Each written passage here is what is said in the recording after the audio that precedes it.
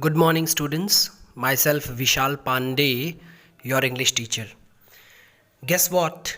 Today we are starting a new chapter altogether from your Hornbill book, and this is a very emotional poem, The Laburnum Top. A very famous poem as well because the poet who has written this poem has a place in literature, especially in English literature. It has been written by Ted Hughes. I will be discussing him and we will understand this poem, the theme of the poem, how symbolical the poem is, that we will be also understanding, and finally line by line explanation of the poem, because that is very important as far as the poem is concerned. So let us see that what are the objectives, how it can emphasize you, how it can make you feel emotional, and all about the humanity you have. So let us move and discuss about the author first. You can see on your screen, this man is Ted Hughes. Now the Laburnum Top has been written by him. Now children, what is laburnum? It will be discussed by me in the next slide.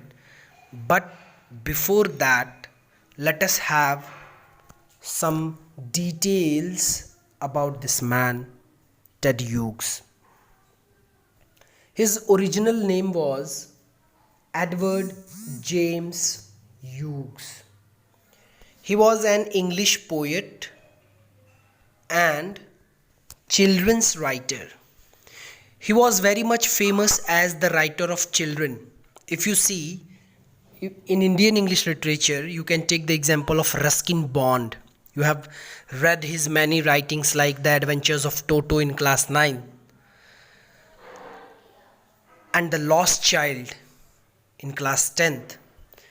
So basically, Ruskin Bond used to write like that.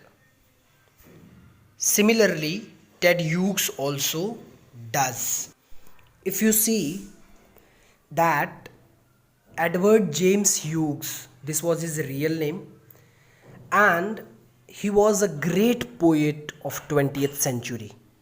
20th century was basically the age of world wars, but fortunately he changed the society by his writings, by his poems, and he served as poet laureate from 1984 until his death. What is poet laureate?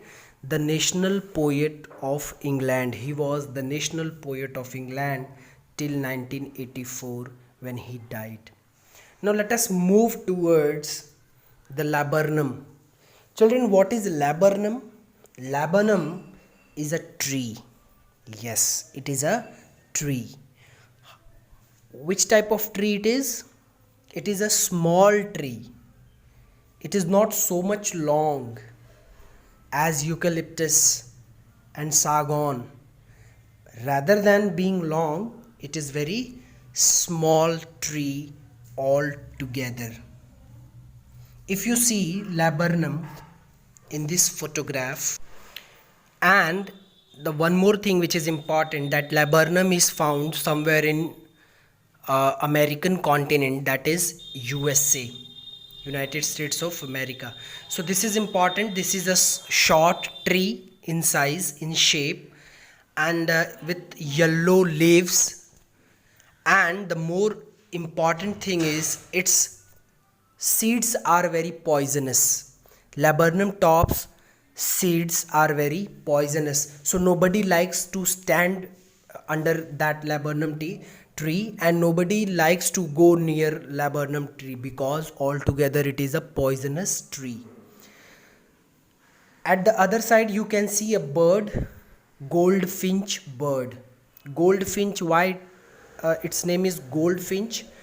Because of its color. As you can see, its color is yellowish and it is similar as gold, so it is a goldfinch. Now, what is the relation between laburnum tree and goldfinch? That is what the writer has written in his poem.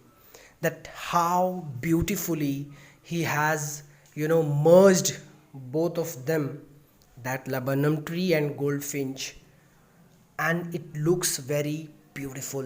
We are going to understand the poem and how both tree and goldfinch is associated with each other. Let us see in the next slide. Now, if you talk about the theme of the poem, the first three lines of the poem impress upon the reader the stillness of the laburnum tree. It is clearly said that if you read down the first three lines of the poem, you will see clearly that laburnum tree is very much strange, sad, because nobody is coming near laburnum tree. Nobody is sitting under the tree. No enjoyment is there in the surrounding of that tree. No entertainment is there. Everybody is going near the mango tree because they like mango. Everybody is going near the different trees, but laburnum tree is altogether alone standing. So that is why that tree is very much feeling lonely and it is sad.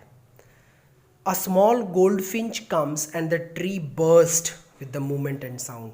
When that goldfinch comes to that tree, laburnum tree, the tree became happy.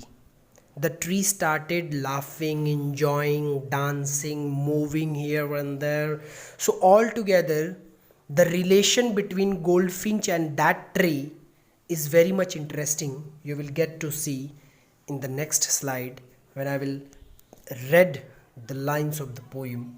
For example, if you talk about the tree becomes silent once again when the bird flies away.